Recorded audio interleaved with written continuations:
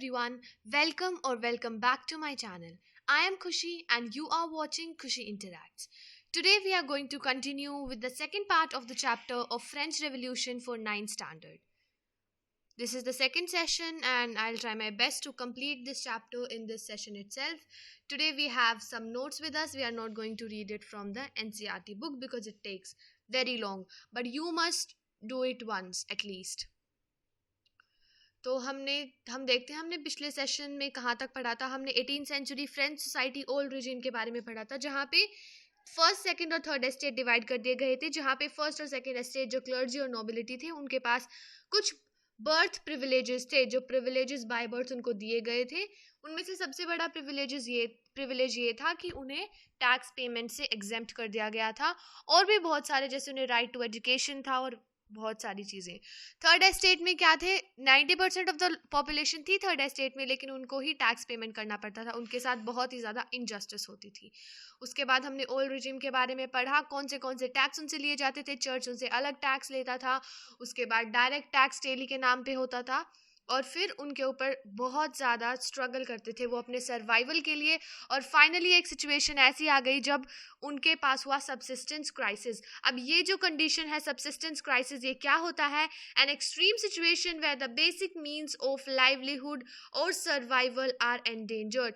मतलब जब आपके पास बेसिक चीज़ें ही एंडेंजर्ड हो जाती हैं, जब आपके पास बेसिक चीज़ें ही नहीं हैं, जैसे बेसिक हम क्या बोलते थे, रोटी कपड़ा मकान ही नहीं है आपके पास, तो फिर आप कैसे सर्वाइव करोगे? आपको बहुत ही ज़्यादा स्ट्रगल करना पड़ेगा. ऐसी सिचुएशन थी थर्ड एस्टेट वाले लोगों की. ठीक है, अब हम पढ़ेंगे नेक्स्ट पार्ट जिसमें है 18th सेंचुरी कैसे वो एमर्ज हुआ और मिडिल क्लास के रूप में बढ़ता गया. ठीक है, तो we will read from this flow chart. 18th century witness the emergence of middle class. की जो 18th सेंचुरी में जो मिडिल क्लास पॉपुलेशन थी वो एमर्ज होती जा रही थी, वो बढ़ती ही जा रही थी. They had earn there wealth through an expanding overseas trade. अब मैंने ये बोला था कि जो थर्ड एस्टेट वाले लोग हैं उसमें सिर्फ गरीब लोग नहीं थे, ऑल्दो उसमें पेजेंट्स और आर्टिसंस थे, बट उसमें कुछ richer sections of the society भी थे, जैसे कि big businessman, lawyers, administrative officials, ये लोग भी थे. तो ये मिडिल क्लास को और भी ज़्यादा एमर्ज करते जा रहे थे. और इन्होंने अपनी वेल्थ कहाँ से कमाई थी? इन्होंने अपने ओवरसीज, किसी ज़माने में इन्होंने अपनी ट्रेड करी थी, उससे इन्होंने अपनी वेल्थ बढ़ाई थी. इसमें लिखा हुआ है they earn there wealth through an expanding overseas trade. उसके बाद उसमें ये बताया गया है कि इसमें कौन कौन लोग थे. इसमें थे दे ऑल्सो इंक्लूडेड लॉयर्स और administrative officials. They were educated against the privileges by birth. अब प्रिविलेजेस बाय बर्थ हमें पता है वो टैक्स से एग्जेम्प्ट कर दिए गए थे, उनके पास राइट टू एजुकेशन था, ये सारी चीज़ें. लेकिन जो थर्ड एस्टेट वाले लोग थे उनमें से भी बहुत सारे ऐसे लोग थे जो एजुकेटेड थे और जिनके पास वेल्थ थी, लेकिन उनको एजुकेशन की राइट थी नहीं. तो इसमें लिखा हुआ है they were educated against the privileges by birth. ठीक है, they believe that a person social position must depend on its merit. देखो कितनी सही बात है. ये बोल रहे हैं कि एक इंसान अगर किसी फैमिली में पैदा हुआ है, इसका मतलब ये नहीं है कि उसको प्रिविलेज दिया जाना चाहिए. मतलब वो प्रिविलेजेस बाय बर्थ को अपोज करते थे और वो बोलते थे कि किसी पर्सन की सोशल पोजीशन उसकी मेरिट पे डिपेंड होनी चाहिए, कि अगर उसकी सोशल पोजीशन हमें डिसाइड करनी है तो वो हम उसकी मेरिट को देख के डिसाइड करें, ना कि ये देख के कि वो किस फैमिली में पैदा हुआ है, क्लर्जी या नोबिलिटी में या थर्ड एस्टेट में. ठीक है, these ideas envisaging a society based on freedom and equal laws and opportunities for all were put forward by philosophers. अब थर्ड एस्टेट में कुछ बहुत ही ज़्यादा इंटेलिजेंट फिलोसोफर्स थे जो अपने आइडियाज़ को एक्सप्रेस करते जा रहे थे और पुट फॉरवर्ड कर रहे थे मिडिल क्लास पॉपुलेशन के सामने, जिनकी वजह से वो अब जाके जागरूक होते जा रहे थे और अपनी पॉपुलेशन को वो बढ़ाना चाहते थे. और ये जो प्रिविलेजेस बाय बर्थ वाला ये जो सिस्टम है इसको वो अबॉलिश करना चाहते थे. ठीक है, फिर जो ये फिलोसोफर्स के आइडियाज हैं ये कैसे स्प्रेड हुए हम ये देखते हैं. ठीक है, spread of ideas. French philosophers were so influential that the American constitution and its guarantee of individual rights was an important example for political thinkers in France. अब ये बोल रहे हैं कि जो फ्रेंच फिलोसोफर्स थे वो बहुत ही ज़्यादा इन्फ्लुएंशियल थे, मतलब वो लोगों को अपनी बातों से बहुत ही जल्दी इन्फ्लुएंस कर सकते थे, ठीक है। और वो खुद एक इन्फ्लुएंस कहाँ से हुए थे, वो खुद इन्फ्लुएंस हुए थे अमेरिकन कॉन्स्टिट्यूशन से, जो कि उस अमेरिकन कॉन्स्टिट्यूशन में क्या था, वहाँ पे थी गारंटी ऑफ इंडिविजुअल राइट्स, और वो ये चाहते थे कि फ्रांस में भी हमें अपनी इंडिविजुअल राइट्स की गारंटी लेनी चाहिए। और अब वो ऐसे बहुत सारे आइडियाज फैलाते थे, ठीक है। अब जैसे आप किसी एक पर्सन को बता रहे हो अपना आइडिया, तो वो उसी तक सीमित रहेगा, लेकिन अगर आप उसको पूरी सोसाइटी में ब्रॉडकास्ट कर रहे हो, जैसे आप कैसे ब्रॉडकास्ट कर सकते हो, जैसे न्यूज़पेपर के थ्रू, पैम्फलेट्स के थ्रू, आप माइक पे बोल सकते हो ताकि बहुत सारा क्राउड उसे सुन सके। उसमें बहुत सारे इलिटरेट लोग भी थे, तो हर कोई पढ़ तो सकता नहीं था, तो वहाँ पे डिस्कशंस होती थी ताकि जो इलिटरेट लोग हैं वो भी फिलोसोफर्स के आइडियाज को समझ सके और फिर उनको फॉलो कर सकें, ठीक है। इसमें लिखा हुआ है these ideas were discussed intensively in saloons, coffee houses, books and newspaper. अब देखो, सैलून्स और कॉफी हाउसेस, और ऑब्वियसली फ्रांस है तो कॉफी हाउस सैलून्स तो बनते हैं। यहाँ पे फ्रेंच फिलोसोफर्स के आइडियाज़ को बहुत ही ज़्यादा इंटेंसिवली डिस्कस किया जाता था, लोग बहुत ही ज़्यादा इन डिस्कशंस में एक्टिवली पार्टिसिपेट किए करते थे। बुक्स और न्यूज़पेपर्स में भी इनके आर्टिकल्स छपते थे, जो कि इनके नए नए आइडियाज़ क्या उभर के आ रहे हैं। The news that Louis XVI planned to impose further taxes to be able to meet the expense of the state generated anger and protest against the system of privileges. अब जो किंग था Louis 16, उसको पता चला कि जो middle class population है ये हमारे सिस्टम ऑफ प्रिविलेजेस को अपोज कर रही है, ये हमारे खिलाफ प्रोटेस्ट कर रही है।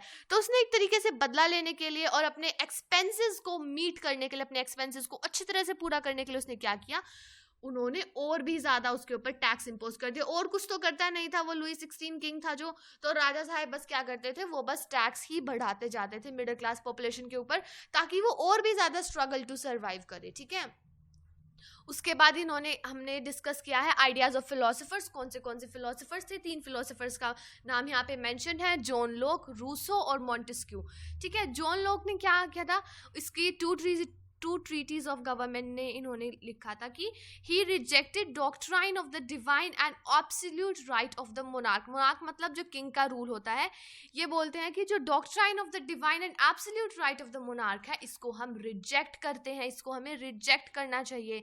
मतलब जो राजा साहिब थे उसको पूरी जनता किंग मानती थी, मतलब एक तरीके से भगवान मानती थी, तो वो बोलते हैं कि हमें इस सिस्टम को रिजेक्ट करना चाहिए। वो कोई डिवाइन पावर नहीं है, हमें उनकी हर कोई बात मानने की ज़रूरत नहीं है। हर बार वो गलत डिसीजंस भी ले सकते हैं, और जब भी वो गलत डिसीजंस लेंगे, हमें उनका अपोज करने का, हमें उनके खिलाफ आवाज उठाने का पूरा पूरा हक होना चाहिए। Absolute right of the monarch, जो भी ये चीज़ है, ये तो अबोलिश होनी ही चाहिए। और इस आइडिया को मिडिल क्लास पॉपुलेशन बहुत ही ज़्यादा सपोर्ट करती थी।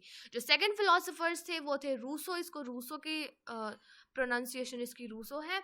उन्होंने अपने सोशल कॉन्ट्रैक्ट में लिखा, proposed a form of government based on a social contract between people and their representatives. अब आप देखो ये कितनी नई बात है, हमारे लिए नहीं है, क्योंकि हमारे लिए तो हम ऑलरेडी अपना रिप्रेजेंटेटिव चूज करते हैं वोटिंग राइट्स के थ्रू।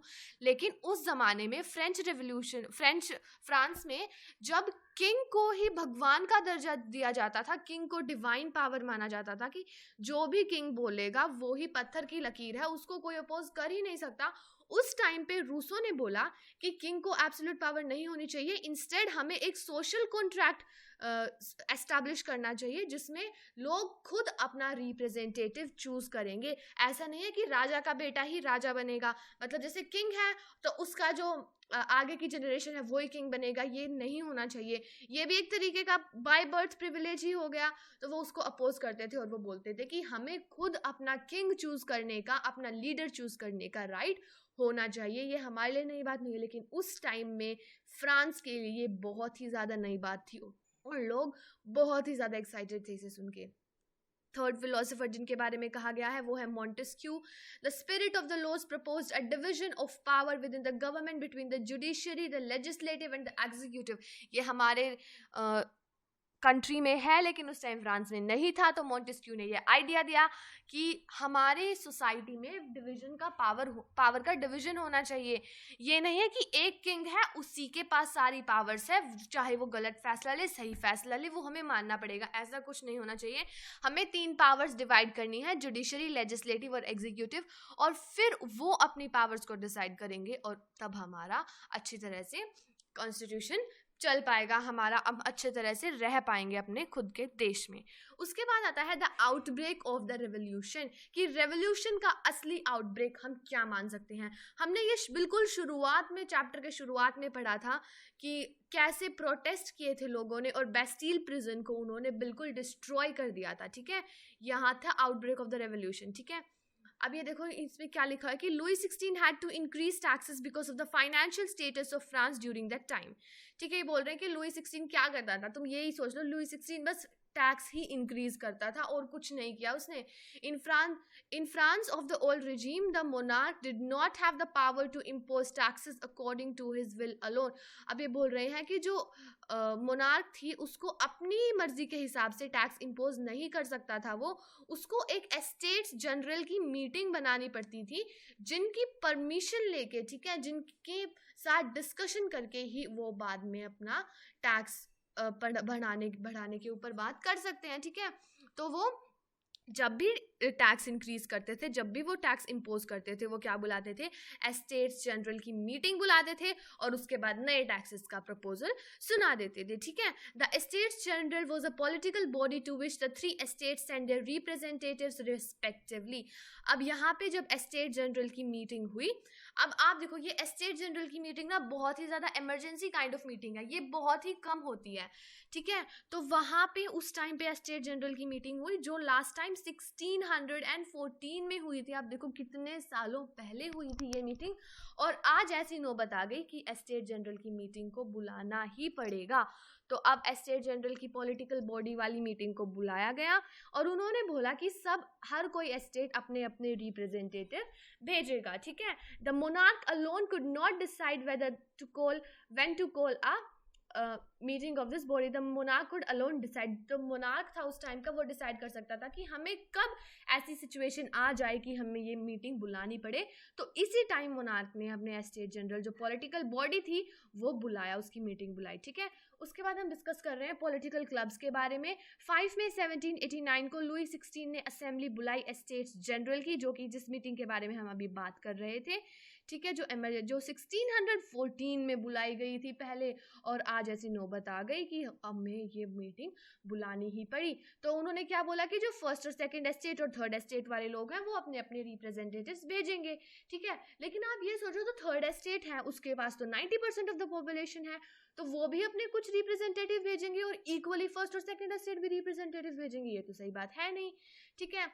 तो उन्होंने क्या किया कि फर्स्ट और सेकंड एस्टेट ने अपने 300 रिप्रेजेंटेटिव भेजे, 300, और जो थर्ड एस्टेट थी उसने अपने 600 रिप्रेजेंटेटिव भेजे।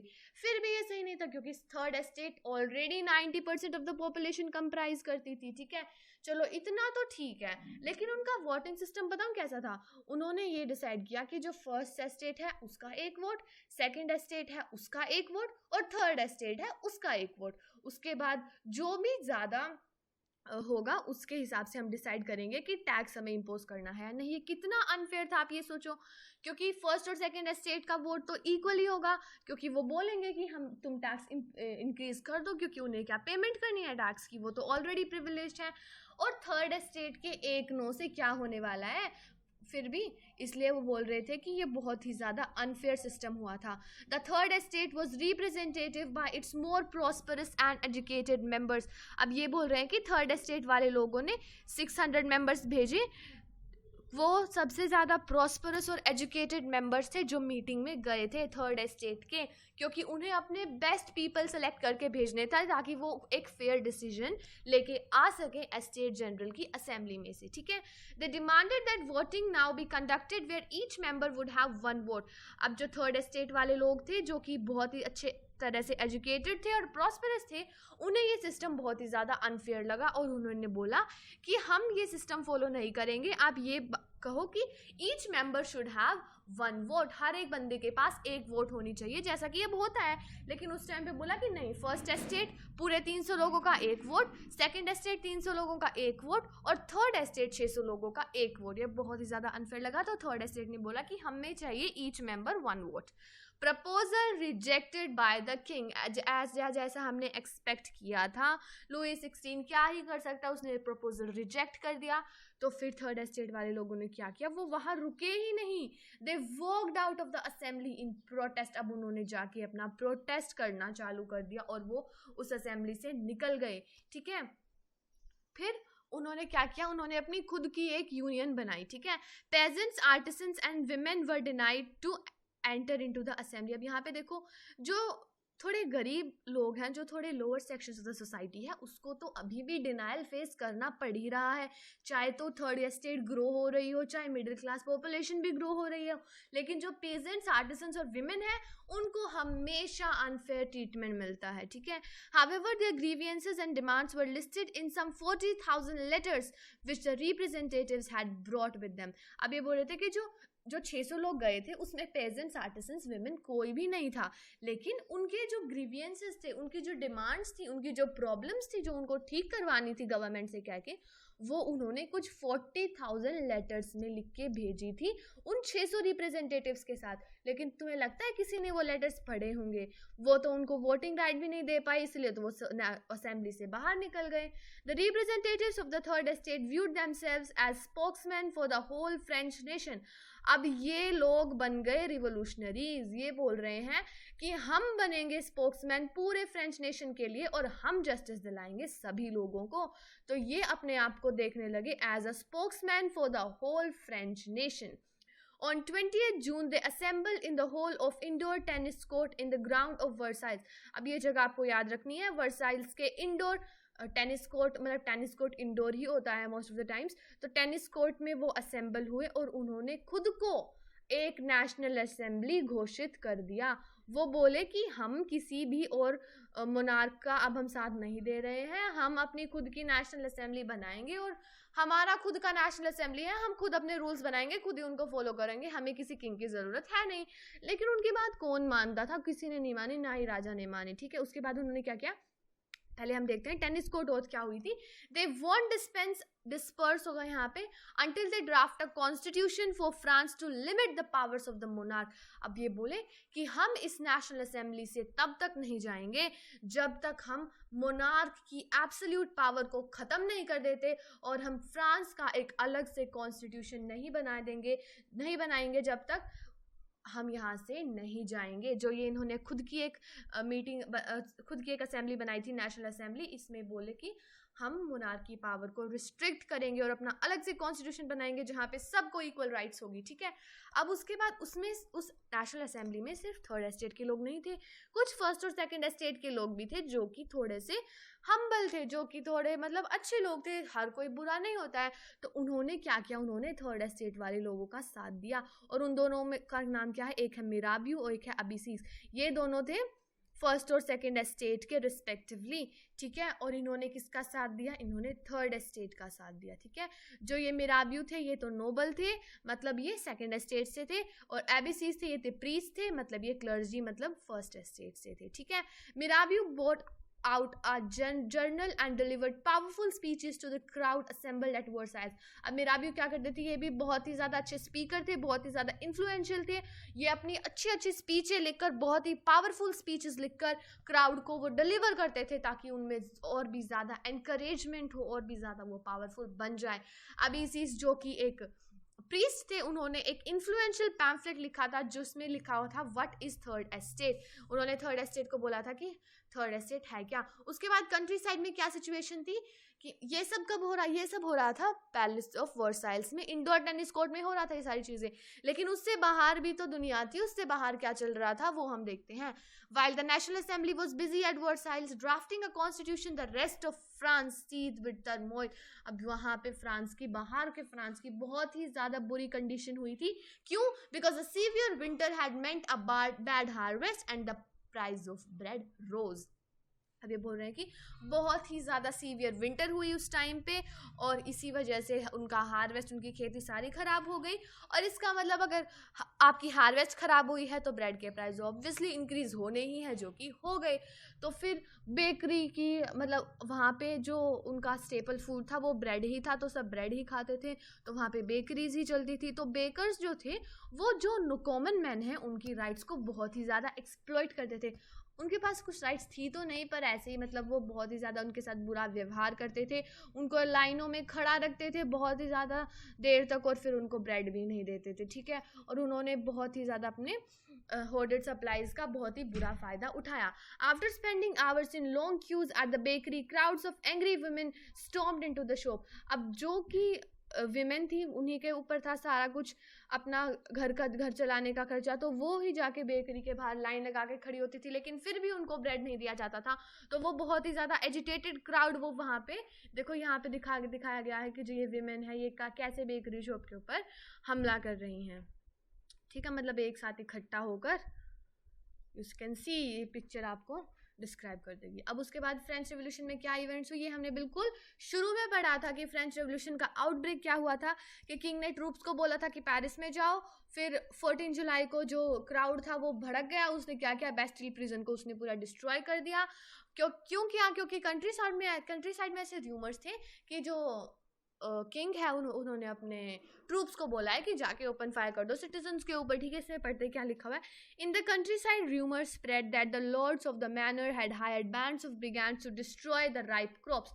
अब ये बोल रहे हैं इसमें कि उन्होंने ऐसे अफवाहें फैल रही थी कि किंग ने बोल दिया है अपने हायर्ड बैंड्स ऑफ ब्रिगेंड्स को कि जाके उनकी क्रॉप्स को बर्बाद कर दो, तो इसीलिए उनको गुस्सा आ गया। वो बहुत ही ज़्यादा एजिटेटेड क्राउड था, इसलिए उन्होंने बेस्टिल को डिस्ट्रॉय कर दिया। Freedom of the press opposing views of events could be expressed. अब ये बोल रहे हैं कि इस टाइम पे ना अब जो प्रेस थी, जो मीडिया थी, उसमें भी फ्रीडम आ गया, और जो भी इवेंट्स हो रहे थे ये उनको अपोज कर रही थी। Caught in a frenzy of fear, peasants in several districts seized hoes and pitchforks and attacked Chetukes। अब ये देखिए आपके पास ये 3 वर्ड्स आ गए हैं, होज, पिचफॉक्स एंड अटैक चैट्यूक्स। अब ये देखिए हमें इसका मीनिंग बहुत इजीली समझ में आ जाएगा, आप कोई पिक्चर्स देखिए। ये सारे तो एक तरीके के ये इंस्ट्रूमेंट्स ही हैं, खेती के काम आते हैं जो, और ये चैट्यूक्स होता है बहुत ही बड़ा बंगला टाइप, ठीक है।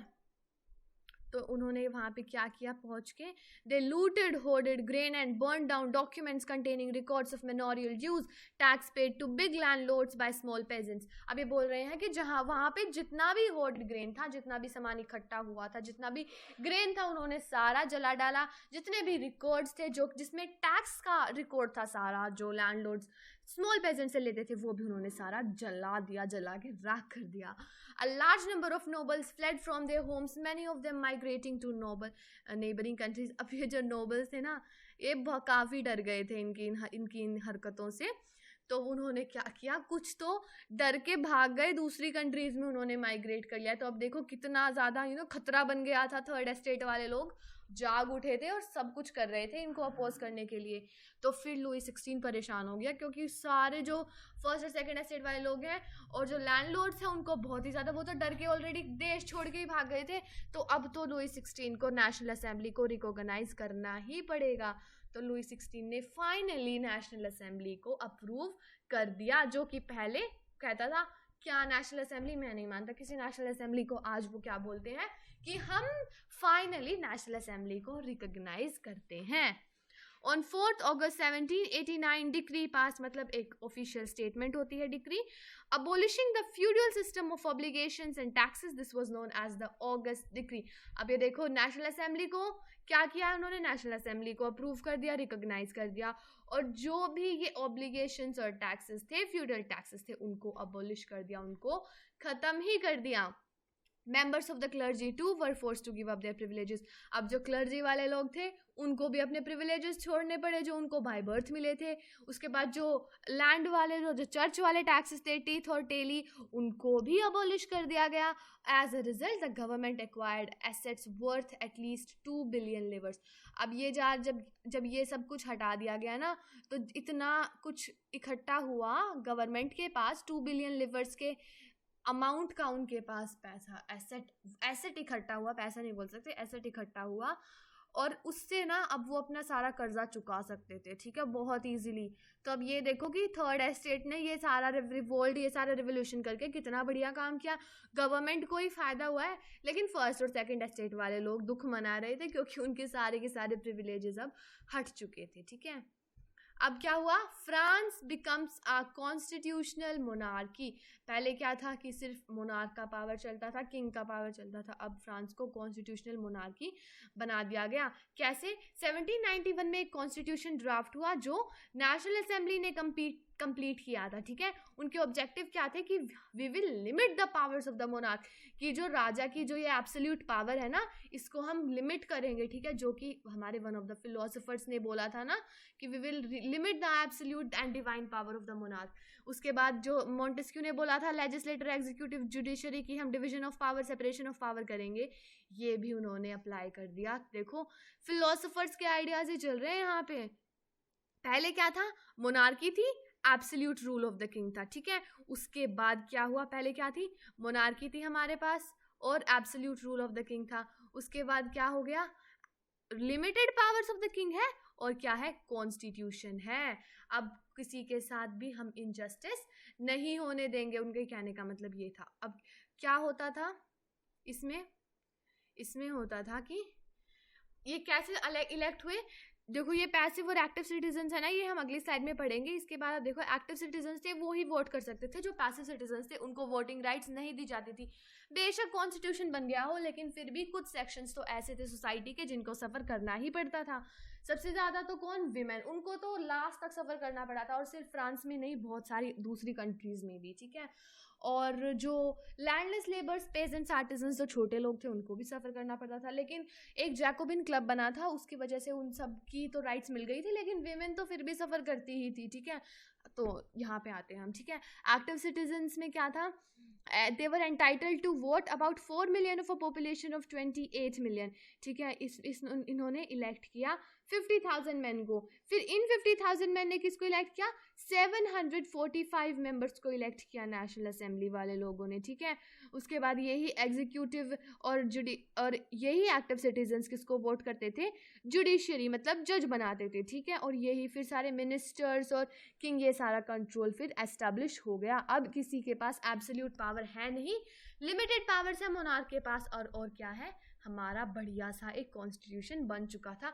लेकिन अभी भी इसमें कुछ ड्रॉबैक्स, कुछ फ्लॉज थे, वो हम पढ़ेंगे। सबसे बड़ा फ्लॉ क्या था, ये था भाई पैसिव सिटीजन्स क्या होता है। इन्होंने बोला कि एक्टिव सिटीजन्स है उनको तो हम वोट करने का हक देंगे, और पैसिव सिटीजन्स है उनको नहीं देंगे। अब एक्टिव सिटीजन्स कौन थे, men above 25 years of age who paid taxes equal to at least 3 days of a labourers wage. अभी बोल रहे हैं कि जो मैन है जिनकी 25 ईयर्स ऑफ एज से ज़्यादा एज है, और जिनकी जो इतना टैक्स पे कर सके कि एक 3 days वेज होती है एक लेबर की, उन्हीं को वोटिंग राइट दिया जाएगा। और उन्हें क्या बोला गया, कलेक्टिवली एक्टिव सिटीजन बोला गया।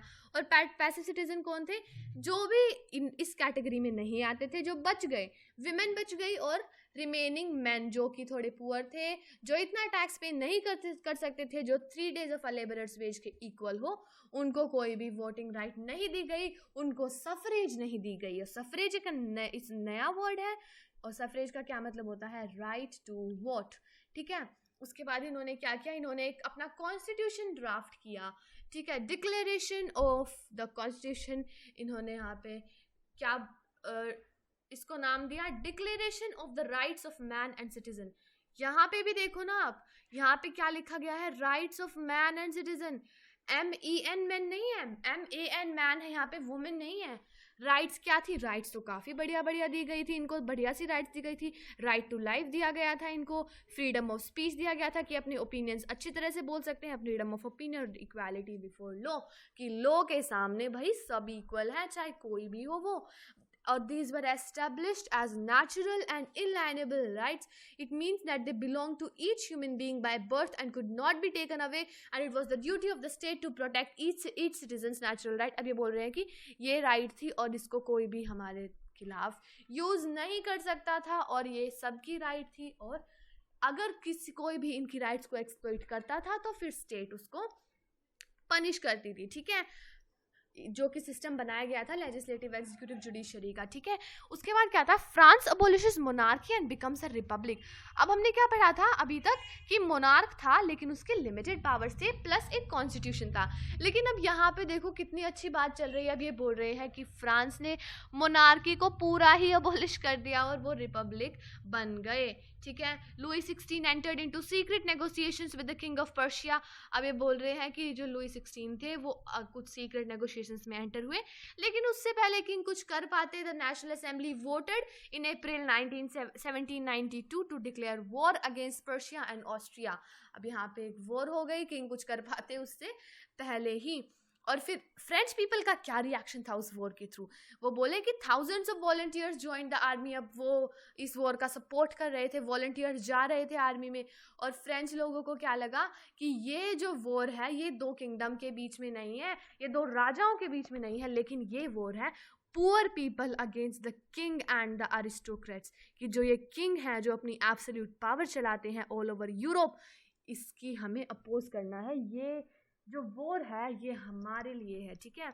Volunteers saying patriotic song such as Marseillaise composed by Roger जीफ्रे। और ये जो सॉन्ग कंपोज हुआ था ये आज भी फ्रांस का नेशनल एंथम है। ये इस टाइम पे कंपोज हुआ था जब ये वॉर चल रही थी, ठीक है। देखो यहाँ पे लिखा गया है Marseillaise is now the national anthem of France. Okay, it is a GK question. Okay, very nice.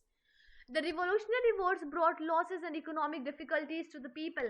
अब वॉर तो भाई किसी भी तरह से अच्छी साबित हो ही नहीं सकती, चाहे कोई भी जीते, नुकसान तो होता ही है दोनों साइड का। तो इकोनॉमिक डिफिकल्टीज और लॉसेस बहुत ज़्यादा होने लगे पीपल को। While the men were away fighting in the front, women were left to cope with the task of earning and living and looking after their families.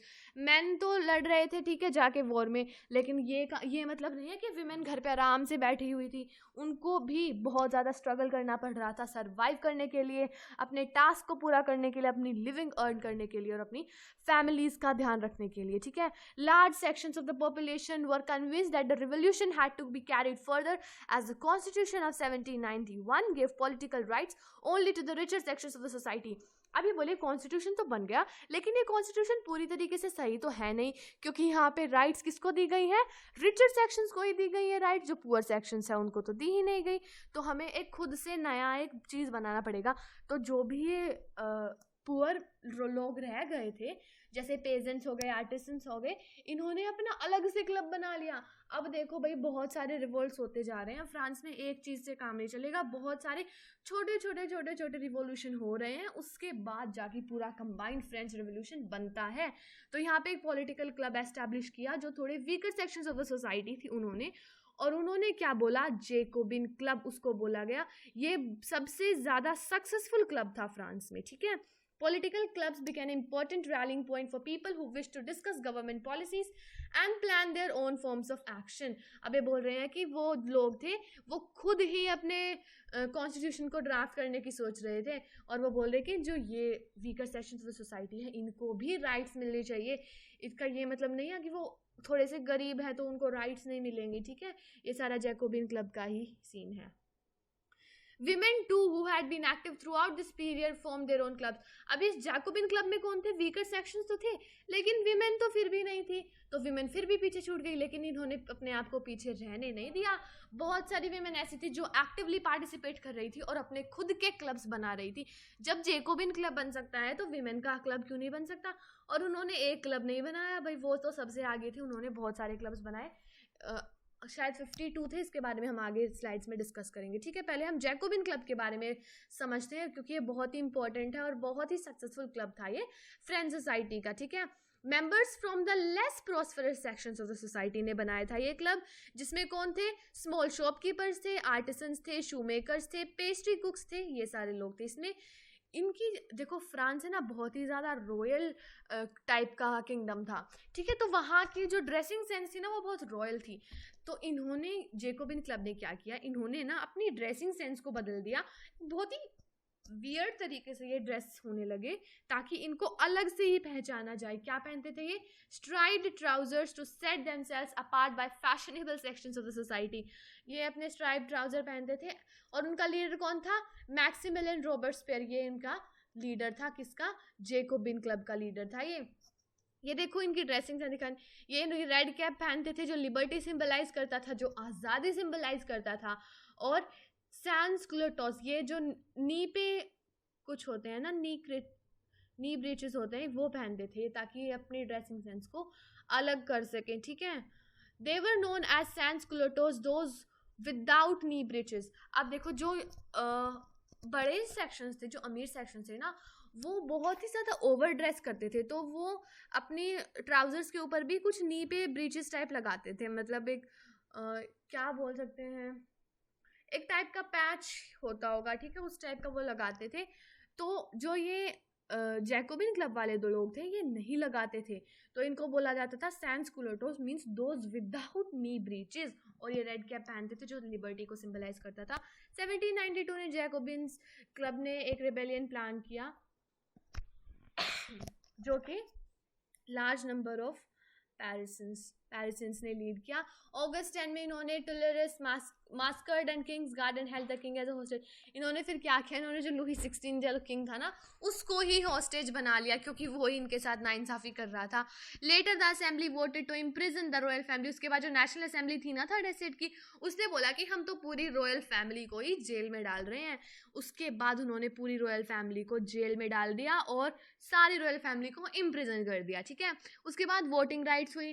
पहले क्या था, 25 ईयर से अबव एज और जो 3 डेज के veg के according tax payment कर सके, उनको वोटिंग राइट्स मिलेंगी। लेकिन अब क्या था, जो मैन थे above 21 years of age, regardless of wealth, got the right to vote. क्योंकि ये बनाया किसने था, जैकोबिन क्लब ने ही बनाया था, तो वेल्थ तो थी नहीं उनके पास। तो अब नया राइट क्या बना कि 21 ईयर्स और उससे ऊपर के जो लोग हैं वो वोट कर सकते हैं, चाहे अमीर हो चाहे गरीब हो। और इस नई असेंबली को क्या बोला गया, कन्वेंशन। अब ये मत सोचो कि नेशनल असेंबली खत्म हो गई, नेशनल असेंबली खत्म नहीं हुई थी, ये तो एक नया फॉर्म था उसका, कन्वेंशन था जो कि उसका नाम, ठीक है। नेशनल असेंबली भी थी और ये कन्वेंशन भी थी, ठीक है। 21 सितंबर 1972 को क्या हुआ। अब देखो यहाँ पे आपने एक बात नोटिस की कि अमीर को भी मिल गया, गरीब को भी मिल गया, लेकिन मिला किसको नहीं, विमेन को नहीं मिला। विमेन हमेशा भाई पीछे छूट जाती थी इन कामों में, ठीक है।